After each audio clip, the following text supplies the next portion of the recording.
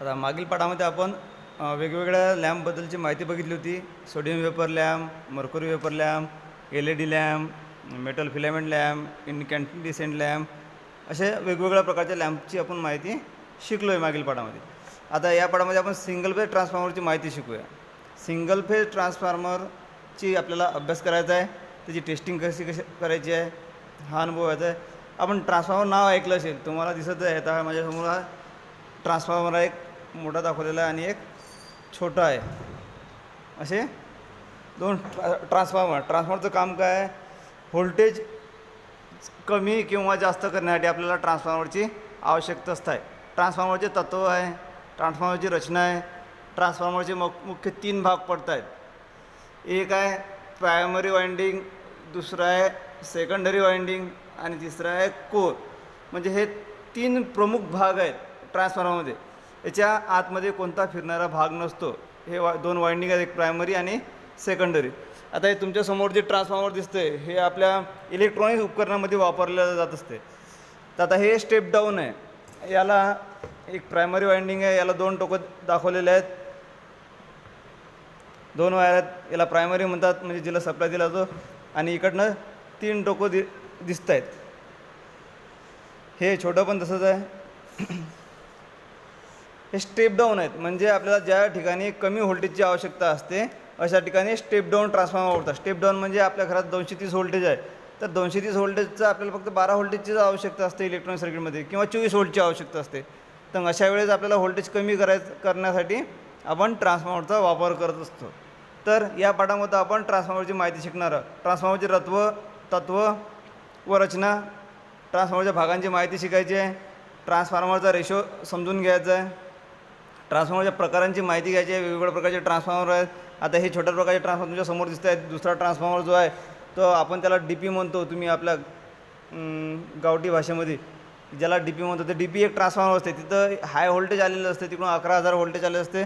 त्या 11,000 व्होल्टेजचं तुम्हाला 440 आणि 230, 440 म्हणजे 3 फेज सप्लाय आणि 230 किंवा 240 म्हणजेच सिंगल फेज सप्लाय, जो आपण आपल्या घरामध्ये सिंगल फेज सप्लाय यूज करतो. 3 फेज सप्लाय शेतामध्ये वापरला जातो, जो मोटरी चालू करण्यासाठी वापरला जातो. तर आपल्याला 440 किंवा 230 व्होल्टेजचीच आवश्यकता असते. पण ट्रान्सफॉर्मर वीज निर्मिती केंद्राकडून किती आलेले असते? 11,000 व्होल्टेज आलेले असते. तर 11,000 व्होल्टेजचं आपल्याला एवढं लागत नाही आहे, पण त्या 11,000 व्होल्टेजचं स्टेप डाऊन म्हणजे कमी व्होल्टेज करून ते आपल्याला डिस्ट्रीब्यूट म्हणजे वितरित आपल्या घरापर्यंत पोहोचवलं जात असते. तर हे प्रमुख कार्य आहे ते ट्रान्सफॉर्मरचं. हा ट्रान्सफॉर्मर कसा कार्य करतो, याच्यामध्ये काय काय पार्ट्स असतात त्याची माहिती तुम्हाला या पाठातून शिकायची आहे. आता ओळख कशी आहे? फ्रिक्वेन्सी आणि पॉवरमध्ये कोणतेही बदल न करता AC सर्किटमधील विद्युत ऊर्जा एका सर्किटकडून दुसऱ्या सर्किटकडे पाठवणाऱ्या स्थिर साधनाला ट्रान्सफॉर्मर म्हणतात. आता हा ट्रान्सफॉर्मर स्थिर आहे, याच्यामध्ये फिरणारा कोणता भाग नसतो. मी आधी सांगितलं, याच्यामध्ये फ्रिक्वेन्सी आणि पॉवरमध्ये कोणताच बदल न करता, म्हणजे फ्रिक्वेन्सी आपल्या भारताची फ्रिक्वेन्सी आहे 50 हर्ट्झ, म्हणजे एका सेकंदात 50 सायकल ही करंट फिरत असतो, अप डाऊन होत असतो, तर त्याला फ्रिक्वेन्सी म्हणतात. तर फ्रिक्वेन्सी आपली 50 हर्ट्झ आहे भारताची, आणि याच्यामध्ये कोणता बदल न करता AC सर्किटमध्ये, AC सर्किट म्हणजे अल्टरनेटिंग करंट, जो AC सर्किट आपल्या घरामध्ये आहे, आपण जो यूज करतो जी वीज, त्याला AC सर्किट म्हणतात. विद्युत ऊर्जा सर्किट दुसरी सर्किटकडे पाठवणाऱ्या स्थिर साधनाला ट्रान्सफॉर्मर म्हणतात. म्हणजे दुसऱ्या साधनाकडे पाठवणाऱ्या स्थिर साधनाला, स्थिर साधन म्हणजेच ट्रान्सफॉर्मर, याला आपण अंडरलाईन करू शकतो. तर आता हे ट्रान्सफॉर्मर एकाकडून दुसरीकडे, म्हणजे आता वीज निर्मिती केंद्राकडून जे ट्रान्सफॉर्मर हाय पॉवर ट्रान्सफॉर्मर असतात, तिथून जे 32 kV असेल म्हणजे 32,000 व्होल्ट असेल, तर तिचं रूपांतर 11,000 व्होल्टेजमध्ये केलं जाते. आणि दुसरं ट्रान्सफॉर्मर 11,000चं आपल्याला 230 व्होल्टेजपर्यंत रूपांतर, म्हणजे स्थिर साधन आहे.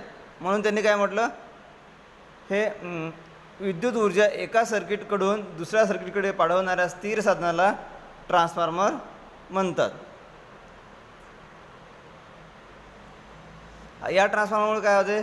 AC उच्च व्होल्टेजचे कमी व्होल्टेजमध्ये किंवा कमी व्होल्टेजचे हाय व्होल्टेज म्हणजे उच्च व्होल्टेजमध्ये किंवा अतिउच्च व्होल्टेजचे रूपांतर करता येते. म्हणजे या ट्रान्सफॉर्मरच्यामुळे काय करतो आपण? हाय व्होल्टेजचं लो व्होल्टेजमध्ये रूपांतर करता येते आणि लो व्होल्टेजचं हाय व्होल्टेजमध्ये सुद्धा रूपांतर करता येते. तर ट्रान्सफॉर्मरचं काम मुख्य हेच आहे, ज्या ठिकाणी जास्त व्होल्टेजची आवश्यकता आहे त्या ठिकाणी आपण स्टेप अप ट्रान्सफॉर्मर वापरणार आहेत, आणि ज्या ठिकाणी तुम्हाला कमी व्होल्टेजची आवश्यकता आहे त्या ठिकाणी तुम्हाला स्टेप डाऊन ट्रान्सफॉर्मरचा उपयोग करावा लागतो. तर हे आहे ट्रान्सफॉर्मर हा इलेक्ट्रिसिटीमध्ये सर्वात महत्त्वाचा घटक आहे. हे बघा तुमच्या स्क्रीनवर दिसते जी आकृती ट्रान्सफॉर्मरची आहे दाखवलेली आहे. जो काळा पट्टा जो दाखवला जो कोर आहे. कोर म्हणजे लोखंडी पट्टे असतात. हे कोर याच्यात ई किंवा आय टाईपचे कोर वापरलेले असतात. आता हे जे आहे हा याला लोखंडी भाग पूर्ण चौकोनी दाखवलेला आहे. तर याला कोर म्हणतात. हे कोर आहे. या कोरच्या वरती हे वाइंडिंग म्हणजे एक प्रायमरी आहे आणि सेकंडरी म्हणजे असे तीनच पार्ट्स या ट्रान्सफॉर्मरमध्ये असतात. तर आपल्याला याचा अभ्यास करायचा ट्रान्सफॉर्मरचा. आता हे तत्त्व काय आहे? ट्रान्सफॉर्मरचं तत्त्व आहे इलेक्ट्रोमॅग्नेटिक इंडक्शन, म्युच्युअल इंडक्शन. म्हणजे याच्या इलेक्ट्रोमॅग्नेटिक इंडक्शनच्या किंवा म्युच्युअल इंडक्शनच्या तत्त्वाला करते. आता इलेक्ट्रोमॅग्नेटिक इंडक्शन म्हणजे काय ते आपण समजून घेऊया. किंवा म्युच्युअल इंडक्शन म्हणजे काय? म्युच्युअल इंडक्शन म्हणजे एकमेकाच्या जवळ ठेवलेल्या दोन कॉईलपैकी एका कॉईलला AC सप्लाय दिला असता त्या कॉईलभोवती निर्माण होणाऱ्या बदलत्या चुंबकीय रेषांमुळे दुसऱ्या कॉईलमध्ये EMF म्हणजेच इलेक्ट्रोमोटिव्ह फोर्स तयार होतो. या क्रियेला म्युच्युअल इंडक्शन असे म्हणतात. आता म्युच्युअल इंडक्शन म्हणजे काय? म्हणजे तुम्हाला माहीत आहे की ट्रान्सफॉर्मर आपण दोन कॉईल वापरलेले, एक प्रायमरी आणि सेकंडरी. त्यातल्या प्रायमरी वाइंडिंगला आपण सप्लाय देत असतो, AC सप्लाय देतो, आणि सेकंडरी वाइंडिंगला सप्लाय दिलेला नसतं. पण AC सप्लाय प्रायमरी वाइंडिंगला त्या वाइंडिंगमध्ये चुंबकीय रेषा तयार होतात म्हणजे मॅग्नेटिझम तयार होते. त्या चुंबकीय रेषा काय करतात? दुसरी जी सेकंडरी कॉईल आहे ती कॉईल कट करते म्हणजे ते कापते, म्हणजे त्याच्यामध्ये बदल घडून आणते. त्या बदल घडून आणल्यामुळे काय होते? त्या दुसऱ्या कॉईलमध्ये EMF म्हणजेच व्होल्टेज तयार होते. काय होते? व्होल्टेज तयार होते. मग ते म्युच्युअल इंडक्शनमुळे त्याच्यामध्ये व्होल्टेज तयार होते आणि ती क्रिया पूर्ण होते. म्हणून याला म्युच्युअल इंडक्शन म्हणतात. म्युच्युअल म्हणजे एकमेकाच्या सान्निध्यात जर दोन कॉईल ठेवल्या तर एका कॉईलला सप्लाय दिला असतात, दुसऱ्या कॉईलकडून त्याच्या चुंबकीय रेषा कापल्या जातात. त्याच्यामुळे काय होते? दुसऱ्या कॉईलमध्ये EMF म्हणजेच व्होल्टेज तयार होतो. त्यालाच म्युच्युअल इंडक्शन असे म्हणतात. तुम्ही लागला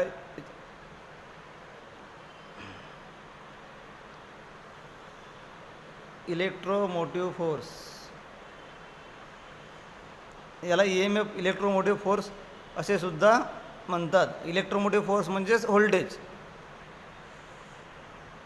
आता ह्या आकृती तुमच्या समोर आहे ट्रान्सफॉर्मरची. ट्रान्सफॉर्मर दाखवलेला आहे चौकोनी तुम्हाला जे दिसते त्याला ट्रान्सफॉर्मरवर दोन कॉईल गुंडाळलेल्या आहेत. एक IP आणि VP दाखवलेला आहे. IP करंट, I म्हणजे करंट, V म्हणजे व्होल्टेज असतो. याच्यावरती बघा कॉईल गुंडाळलेली एक प्रायमरी आहे, प्रायमरी सर्किट दाखवत आहे. दुसरे सेकंडरी म्हणजे एक primary current, primary voltage, primary secondary. S म्हणजे सेकंडरी. आज सेकंडरीवर काय करतो आपण? लोड जोडतो. लोड म्हणजेच इथे लाईट जोडलेला तुम्हाला दिसत आहे, दाखवलेला आहे. म्हणजे प्रायमरीला सप्लाय द्यायचा असतो आणि सेकंडरीवर आपल्याला उपकरणं जोडायचे असतात, म्हणजेच त्याला लोड म्हणतो आपण. आता इकडे सेकंडरीचं सर्किट दाखवलेलं आहे. चुंबकीय रेषा दाखवल्या आहे. कोरच्या आतमधून त्याचे चुंबकीय रेषा आपल्या डोळ्यांना दिसत नसतात, पण त्यात चुंबकीय रेषा तयार होत असतात. आणि इकडून सेकंडरी दाखवलेला आहे. P म्हणजे प्रायमरी, S म्हणजे सेकंडरी. हा इथं लोड दाखवलेला आहे, एक सर्किट तयार केलेलं आहे. म्हणजे प्रायमरीला आपण सप्लाय दिल्यानंतर त्या चुंबकीय रेषा तयार होतात, हे चुंबकीय रेषा दाखवलेल्या आहेत. आणि सेकंडरीमध्ये ते कट करून ते लोडला जोडले, म्हणजे कार्यतत्त्व स्पष्ट केलेलं आहे ट्रान्सफॉर्मरचं. कार्य करत राहतो. ट्रान्सफॉर्मरचं कार्यच आहे आपल्याला ज्या ठिकाणी व्होल्टेज जास्तीची आवश्यकता आहे किंवा कमीची आवश्यकता आहे अशा ठिकाणी आपल्या ट्रान्सफॉर्मरची प्रत्येक ठिकाणी इलेक्ट्रॉनिक सर्किटमध्ये किंवा इलेक्ट्रिकल सर्किटमध्ये ट्रान्सफॉर्मर हा प्रमुख घटक असतो. आता ट्रान्सफॉर्मरचे प्रमुख 3 भाग पडतात. ट्रान्सफॉर्मरचे प्रमुख 3 भाग कोणते कोणते आहेत? एक प्रायमरी वाइंडिंग आहे, दुसरं सेकंडरी वाइंडिंग आहे आणि तिसरं कोअर आहे. तुम्हाला सांगितलं प्रायमरी वाइंडिंग जी असते तिला आपण सप्लाय देत असतो, सेकंडरीवर आपण लोड जोडत असतो, आणि तिसरा कोअर जो लोखंडी पट्ट्या असतात, चकत्या केलेल्या असतात, त्याच्यावरती आपण ती वाइंडिंग गुंडाळलेली असते, जी तुम्हाला इथं आकृतीमध्ये दिसत आहे. कोअर हे प्रायमरी कॉईल जे असं गोल गोल गुंडाळलेली आहे, ब्लू कलरची लाईनिंग दिसते. VP लिहिलेलं आहे ते आहे प्रायमरी. ट्रान्सफॉर्मरचा कोर दाखवलेला आहे, ज्या रेषेच्या चौकोनी दिसतात तुम्हाला समोर, त्याला कोर म्हणतो. सेकंडरीचे कॉईल काढलेले आहे, त्या 2 टोकं. व्ही एस म्हणजे सेकंडरी वाइंडिंग, एन पी म्हणजे नंबर ऑफ टर्न प्रायमरीचे, आणि सेकंडरी एन एस म्हणजे सेकंडरीचे नंबर ऑफ टर्न्स म्हणजे वेडे, टर्न्स किती मारलेले ते त्याच्यावर अवलंबून असते. ह्या आकृती तुम्हाला काढून ठेवायची आहे, याची प्रॅक्टिस करायची आहे. हा जो इकडे साईडला दाखवला आहे, हा ट्रान्सफॉर्मरचा सिम्बॉल आहे. प्रायमरी, नंतर मॅग्नेटिक कोर दाखवलेला आहे, आणि सेकंडरी हे जे दाखवलेलं आहे व्ही पी आणि व्ही एस, याला आपण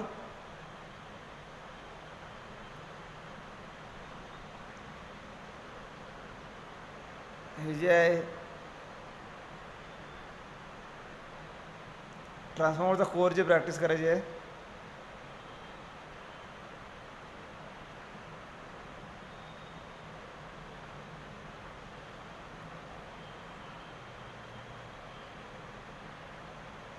आता प्रायमरी वाइंडिंग काय कशाला म्हणतात?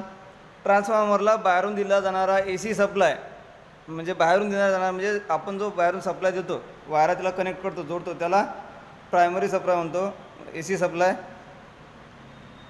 ट्रान्सफॉर्मरला बाहेरून दिला जाणारा ए सी सप्लाय ज्या वाइंडिंगला जोडला जातो त्याला प्रायमरी वाइंडिंग म्हणतात. म्हणजे ज्या वाइंडिंगला आपण सप्लायच्या वायरी जोडतो त्याला आपण प्रायमरी वाइंडिंग म्हणतो. प्रायमरी म्हणजे प्रथम. सेकंड, ट्रान्सफॉर्मरच्या ज्या वाइंडिंगमधून बाहेरील लोडला विद्युत भार सप्लाय जोडला जातो त्या वाइंडिंगला सेकंडरी वाइंडिंग म्हणतात. म्हणजे आपण प्रायमरीला सप्लाय देतो आणि सेकंडरीला काही देत नव्हतो. सेकंडरीचे जे 2 टोकं रिकामे असतात त्याच्यावरती आपल्याला लोड जोडायचा असतो, आपण त्याला सेकंडरी वाइंडिंग म्हणतो.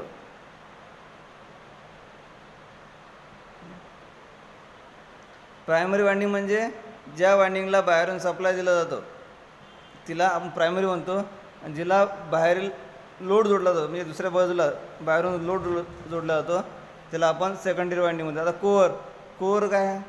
ट्रान्सफॉर्मरचे वाइंडिंग ज्या भागावर गुंडाळलेली असते, म्हणजे आपण जे वाइंडिंग गुंडाळतो म्हणजे कोणत्या भागावर गुंडाळतो तर ते कोअरवर गुंडाळत असतो. तर ज्या भागावर गुंडाळत असतात त्या भागाला कोअर म्हणतात. हा भाग ट्रान्सफॉर्मरचे मुख्य 2 वाइंडिंग धरून ठेवणे व चुंबकीय मंडळ पूर्ण करण्याचे काम करतो. म्हणजे काय करतो? कोरचं काम काय? दोन्ही वाइंडिंग म्हणजे प्रायमरी वाइंडिंग आणि सेकंडरी वाइंडिंग या दोन्ही वाइंडिंगला धरून ठेवण्याचं काम हा कोर करतो. आणि चुंबकीय क्षेत्र जे तयार होत असते त्याच्यामध्ये ते चुंबकीय सर्किट म्हणजे मंडळ पूर्ण करण्याचं काम हे कोरचं असते. हे बघा, आता इथं तुम्हाला दिसलेले आहेत कोर आहेत. इथं ई टाईप कोर आहे, आय टाईप दाखवलेला आहे, डबल ई टाईप दाखवलेला आहे, एल टाईप दाखवलेला आहे, आणि यू टाईप लॅमिनेशन कोडेड दाखवलेलं आहे. तर हे कोरचे प्रकार आहेत. आता याच्यामध्ये ते शेल टाईप लॅमिनेशन दाखवलेलं आहे. ई आय, हा ई आणि आय जोडून म्हणजे कोर जोडले जातात, त्याच्यावरती आपण वाइंडिंग गुंडाळत असतो. नंतर शेल टाईप लॅमिनेशन दाखवलं आहे आणि कोर टाईप लॅमिनेशन दाखवलं आहे. कोर टाईप म्हणजे त्याच्या कोरमध्ये तुम्हाला एल टाईपचे कोर असतील, आणि शेल टाईप म्हटलं तर त्याच्यामध्ये ई आणि आय टाईपचे असेल. तर हे अशा प्रकारचे कोअरचा वापर केला जातो ट्रान्सफॉर्मरमध्ये. हे प्रायमरी वाइंडिंग, सेकंडरी वाइंडिंग, ए सी सप्लाय द्यायचा आहे. हे बघा, इथं तिथं तुम्हाला स्पष्ट दिसेल. प्रायमरी वाइंडिंगला ए सी सप्लाय दाखवला आणि त्या मधामध्ये कोअर दाखवला, 2 रेषा उभ्या, त्याला कोअर म्हणतात. हा सिम्बॉल आहे शॉर्टकटमध्ये. आणि सेकंडरी वाइंडिंग, दुसरी जी वाइंडिंग आहे आपण तिथं कुठंच वायर तुम्हाला कनेक्ट जोडलेली दिसणार नाही, दूरच दिसते अंतरावरती. म्हणजे त्या चुंबकीय रेषांना तो सेकंडरी वाइंडिंग कापून ॲटोमॅटिक त्याच्यामध्ये व्होल्टेज तयार होते आणि ते लोडला भेटेल. लोड म्हणजेच लॅम्प, फॅन, जे काही आपण मशीन किंवा उपकरण त्याला जोडू त्याला लोड म्हणत असतो. हे ट्रान्सफॉर्मर. आता सिंगल फेज ट्रान्सफॉर्मरची कार्यपद्धत. आता हे सिंगल फेज ट्रान्सफॉर्मर काम कसं करते? ट्रान्सफॉर्मरचे core, primary winding, secondary winding असे 3 मुख्य घटक असतात. कोअर बनवण्यासाठी पातळ सिलिकॉन स्टील लॅमिनेशनचा वापर करतात. आता कोअर बनवण्यासाठी कशाचा वापर केला जातो? सिलिकॉन स्टीलचे. हे तुम्ही हायलाईट किंवा ऑनलाईन करून घ्यायचं की कोअरसाठी जे धातू वापरला जातो किंवा जे मटेरियल वापरले जाते ते कशाचं असते? सिलिकॉन स्टीलच्या लॅमिनेशनपासून बनवलेलं असते. चुंबकीय रेषा एकवटण्यासाठी आणि चुंबकीय सर्किट पूर्ण करण्यासाठी याचा उपयोग होतो. म्हणजे चुंबकीय रेषा जे तयार होतात प्रायमरी वायंडिंगला आपण सप्लाय दिल्यानंतर चुंबकीय फ्लक्स तयार होत असतात, त्या एकवटण्यासाठी म्हणजे एकत्र तयार होण्यासाठी आणि त्याचं सर्किट पूर्ण होण्यासाठी म्हणजे सेकंडरीपर्यंत पोहोचण्यासाठी या कोरचा उपयोग केला. म्हणजे या कोरच्या माध्यमातून चुंबक रेषा हे पूर्ण सर्किटमध्ये गोल त्या लोखंडी भागातून फिरत असतात. म्हणजे ते पूर्ण करण्याचं काम हे कोरचं आहे. वायंडिंग बसवलेल्या कोरच्या भागाला लिम्स आणि उरलेल्या भागाला योक म्हणतात. म्हणजे लिम्स ईचे जे पट्ट्या दाखवल्या त्याला लिम्स म्हणतात आणि जो उरलेला भाग राहतो त्याला आपण योक म्हणजे एक बॉडी म्हणतो, आपण बॉडीसुद्धा म्हणतो. लिंबवर प्रायमरी वायंडिंग व सेकंडरी वायंडिंग विशिष्ट पद्धतीने इन्सुलेटेड करून बसवलेली असते. आता तुम्ही बघितलं लिंबवर म्हणजे हे जे आपण आधी आकृतीमध्ये बघितलं डायग्राममध्ये ट्रान्सफॉर्मर, तर हे बघा निळ्या कलरचं ते गुंडाळलेलं आहे, त्याला लिंब ज्याच्यावरती ते वायर गुंडाळलेले आहेत त्याला म्हणतो आपण लिम्स.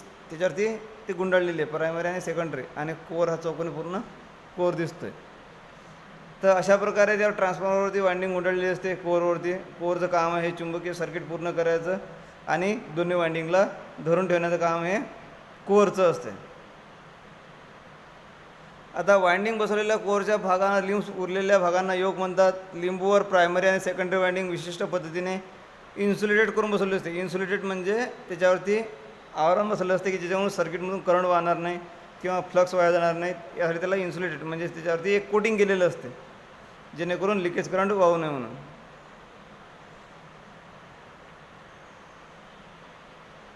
इलेक्ट्रिक पॉवरच्या ट्रान्समिशनसाठी वापरल्या जाणाऱ्या ट्रान्सफॉर्मरचे रेटिंग, करंट रेटिंग आणि पॉवर रेटिंग हे KVA असते. आता ट्रान्सफॉर्मरचं जे रेटिंग असते, आतापर्यंत आपण करंट कशामध्ये पाहतो, करंट आतापर्यंत आपण ॲम्पियरमध्ये मोजतो. जसं रेटिंग, करंटचं रेटिंग हे ॲम्पियरमध्ये असते आणि व्होल्टेजचं रेटिंग हे व्होल्टमध्ये असते. तसंच ट्रान्सफॉर्मरचं जे रेटिंग आहे ते आपण KVA दाखवलेलं असते. KVA म्हणजे किलो व्होल्ट ॲम्पियर. म्हणजे ट्रान्सफॉर्मर जर आपण हा किती KVAचा ट्रान्सफॉर्मर आहे, हा KVA त्याला त्याचं रेटिंग केलेलं असते. अशा ट्रान्सफॉर्मरचे डिझाईन करताना यामध्ये निर्माण होणारी उष्णता, लिकेजेस, लॉसेस आणि त्यापासून येणारे संभाव्य धोके विचारात घेऊन त्यांची मुख्य सुरक्षा घटक वापरले असतात. म्हणजे या ट्रान्सफॉर्मरचा विचार केला जातो ट्रान्सफॉर्मर बनवताना, ते डिझाईन बनवताना, की जे उष्णता याच्यामध्ये तापमान किती तयार होत असते, त्याच्यानुसार त्याची बॉडी बनवायची आणि त्याची वायंडिंग बनवायची, त्याच्यामध्ये काही लॉसेस होत असतील, लिकेज होत असतील, तर या सर्व गोष्टीचा विचार करून हे ट्रान्सफॉर्मर बनवलेले असते. आणि अशा काही घटना त्यात घडतात की त्याच्यापासून सुरक्षित होण्यासाठी एक काही सुरक्षित घटकसुद्धा त्यात वापरलेले असतात. आता ट्रान्सफॉर्मरची कार्यपद्धत, आतापर्यंत आपण ट्रान्सफॉर्मरची माहिती बघितली, ट्रान्सफॉर्मर कार्य कसं करते, काम कसं करते हे परत तुम्हाला ट्रान्सफॉर्मर प्रायमरी वायंडिंग दाखवले, ते गुंडाळलेली आहे. VV म्हणजे प्रायमरी व्होल्टेज, NS म्हणजे सेकंडरी टर्मिनल दाखवलेलं आहे, VS म्हणजे सेकंडरी व्होल्टेज कोर. परत आता ट्रान्सफॉर्मरचं कार्य होतो. ट्रान्सफॉर्मर कसा कार्य करतो, ट्रान्सफॉर्मर हा म्युच्युअल इंडक्शनच्या तत्त्वावर कार्य करतो. ट्रान्सफॉर्मरची प्रायमरी वायंडिंग AC सप्लायला जोडली असता प्रायमरी वायंडिंग भोवती चुंबकीय रेषा निर्माण होतात. म्हणजे आपण प्रायमरी वायंडिंगला जर सप्लाय दिला तर काय होतं, त्या वायंडिंगच्या भोवती गोल गोल चुंबकीय रेषा तयार होतात.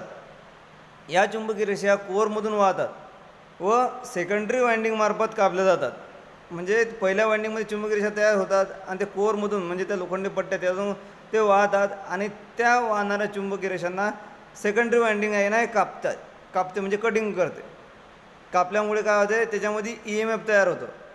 त्या सेकंडरी वायंडिंगमध्ये म्युच्युअल इंडक्शनमुळे EMF तयार होतो आणि हा निर्माण झालेला विद्युतदाब म्हणजे EMF म्हणजेच विद्युतदाब सेकंडरी वायंडिंगच्या वेड्यांच्या संख्येवर अवलंबून असतो. वेडे जितके जास्त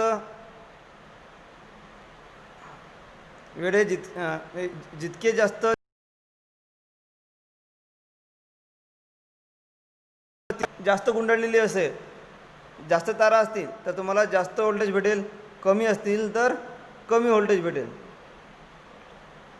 सेकंडरी वायंडिंगला लोडला जर जोडली तर सेकंडरीमधून प्रवाह व्हावा लागतो. अशा प्रकारे ट्रान्सफॉर्मर कार्य करतो. शॉर्टकटमध्ये सांगायचं की ट्रान्सफॉर्मर हा म्युच्युअल इंडक्शनचं कार्य करतो. म्हणजे प्रायमरीला जर आपण सप्लाय दिला तर सेकंडरीमध्ये EMF तयार होतो आणि हा EMF त्याच्या वाइंडिंगच्या टर्न्सवर म्हणजे वेड्यांवरती अवलंबून असतं. जर तुमच्या सेकंडरी वाइंडिंगचे वेडे जर जास्त असतील तर जास्त EMF, कमी वेडे असतील तर कमी वेड असतील. आणि ज्यावेळेस सेकंडरीवर आपण लोड जोडला त्यावेळेस त्याच्यामधून करंट वाहून तो लोड कार्यान्वित होतो. अशा प्रकारे हा ट्रान्सफॉर्मर कार्य करत असतो. आता ट्रान्सफॉर्मरचा रेशिओ म्हणजे याचा म्हणते गुणांक. रेशो म्हणजे सेकंडरी वाइंडिंगमध्ये वेडे आणि प्रायमरी वाइंडिंगचे वेडे. आता NS म्हणजे नंबर ऑफ टर्न्स. आता सेकंडरीचे नंबर ऑफ टर्न्स आणि प्रायमरीचे P म्हणजे प्रायमरी, S म्हणजे सेकंडरी, N म्हणजे नंबर ऑफ टर्न्स. तर यांचं जे गुणोत्तर आहे त्याला आपण रेशो म्हणतो. आता रेशो कसा दाखवला जातो? K बरोबर NS म्हणजे सेकंडरीचे टर्न्स आणि NP म्हणजे प्रायमरी नंबर ऑफ टर्न्स भागीला. म्हणजे आता तुम्हाला भागाकार करायला लागेल तर ते वेडे मोजावे लागतील. सेकंडरीचे किती आहेत त्याला भागीला प्रायमरीचे वेडे करावे लागतील. जो गुणांक येईल त्याला आपण रेशो म्हणतो. सेकंडरीचं व्होल्टेज कसं आहे? ES आणि प्रायमरी व्होल्टेज EP यामधील गुणोत्तर व्होल्टेज म्हणजे व्होल्टेज रेशो. व्होल्टेज रेशो म्हणतात. सेकंडरीचं ES, E म्हणजे EMFचा त्यांनी E वापरलेला आहे. EMF सेकंडरीचा EMF आणि प्रायमरीचा EMF यांचा जर भागाकार केला तर त्याचा गुणोत्तर निघतो, रेशो निघतो. आता करंट रेशो कसा असतो? करंट रेशो K बरोबर IP म्हणजे प्रायमरीचा करंट आणि IS म्हणजे सेकंडरीचा करंट. यांचा जो भागाकार आहे त्याला आपण त्याचा गुणोत्तर तर करंट रेशो काढू आपण रेट काढल्यानंतर. हे त्याचं सूत्र आहे. टर्न रेशो, टर्न्स म्हणजे वेळे. टर्न्स रेशो कसा काढलेला आहे? व्होल्टेज रेशो आणि करंट रेशो या सर्वांचा मिळून ट्रान्समिशन रेशो म्हणतात. त्याला K चिन्हाने वापरतात. आता हे टर्न्स बघा, K बरोबर K दाखवलेलं आहे इथं. ट्रान्समिशन रेशोला K म्हणतो आपण, अंडरलाईन करून घ्यायचं. आता ES तुम्हाला माहीत आहे. सेकंडरी E म्हणजे EMF म्हणजे व्होल्टेज, म्हणजे सेकंडरीचा व्होल्टेज भागीला प्रायमरीचा व्होल्टेज बरोबर सेकंडरीचे नंबर ऑफ टर्न्स भागीला प्रायमरीचे नंबर ऑफ टर्न्स बरोबर प्रायमरीचा करंट भागीला सेकंडरीचा करंट. असा रेशो काढला गुणोत्तर तर याला आपण ट्रान्सफॉर्मेशन रेशो म्हणतो. कोणत्याही ट्रान्सफॉर्मरमध्ये असणाऱ्या प्रायमरी व सेकंडरी वाइंडिंगमध्ये वेड्यांच्या संख्येवर सेकंडरी EMFचे प्रमाण अवलंबून असते. कोणत्याही ट्रान्सफॉर्मरमध्ये वापरल्या जाणाऱ्या प्रायमरी आणि सेकंडरी वाइंडिंगमध्ये. आता तुम्हाला सांगितलं आधी की सेकंडरी वाइंडिंग जास्त वेळे असेल, जास्त व्होल्टेज वेळेल, कमी असेल तर कमी वेळेल. म्हणजेच त्या टर्न्स वेडे किती आहेत त्याच्यावरती त्याचा व्होल्टेज अवलंबून असतो. समजा एखाद्या ट्रान्सफॉर्मरच्या प्रायमरी वाइंडिंगमधील वेड्यांपेक्षा सेकंडरीमधील वेड्यांची संख्या जास्त असल्यास त्यामध्ये जास्त EMF निर्माण होतो. मी आधी हे सांगितलं की जर सेकंडरीमध्ये जास्त टर्न्स असतील तर जास्त EMF निर्माण होईल आणि कमी असेल तर कमी होईल. उदाहरणार्थ स्टेप अप ट्रान्सफॉर्मर म्हणजे जो ट्रान्सफॉर्मर कमी व्होल्टेजचं जास्त व्होल्टेजमध्ये रूपांतर करतो त्याला आपण स्टेप अप ट्रान्सफॉर्मर म्हणतो. म्हणजे याचा अर्थ स्टेप अप ट्रान्सफॉर्मरमध्ये सेकंडरी वाइंडिंगमध्ये प्रायमरी वाइंडिंगच्या वेड्यांपेक्षा जास्त वेडे असतात. म्हणजे ज्या ट्रान्सफॉर्मरमध्ये सेकंडरी वाइंडिंगमध्ये जास्त वेड्यांची संख्या जास्त असते, वेडे म्हणजे टर्न्स, टर्न्सची संख्या जर जास्त असेल तर तो स्टेप अप ट्रान्सफॉर्मर म्हटलं जाते. एखाद्या ट्रान्सफॉर्मरच्या प्रायमरी वाइंडिंगमधील वेड्यांच्या संख्येपेक्षा सेकंडरीमधील वेळ कमी असल्यास सेकंडरीमध्ये कमी प्रमाणात EMF तयार होतं. कमी असेल तर कमी, म्हणजेच उदाहरणार्थ स्टेप डाऊन म्हणजे ज्या ट्रान्सफॉर्मरमध्ये व्होल्टेज कमी तयार होते त्याला आपण स्टेप डाऊन ट्रान्सफॉर्मर म्हणतो. आणि ज्याच्यामध्ये व्होल्टेज जास्त निर्माण होते त्याला आपण स्टेप अप ट्रान्सफॉर्मर म्हणतो. ट्रान्सफॉर्मरचे फायदे कोणते आहेत? तर हे स्थिर साधन असल्यामुळे घर्षणीय हानी म्हणजे फ्रिक्शन लॉस होत नाही. स्थिर साधन म्हणजे याच्यात कोणता फिरणारा भाग नसल्यामुळे याच्यामध्ये घर्षण होत नाही. दुसरा फायदा असा आहे यामध्ये कोणतेही फिरणारे भाग नसल्याने देखभालीचा खर्च कमी होतो. याच्यामध्ये कोणता फिरणारा भाग नसल्यामुळे देखभालीचा खर्च हा कमी होतो.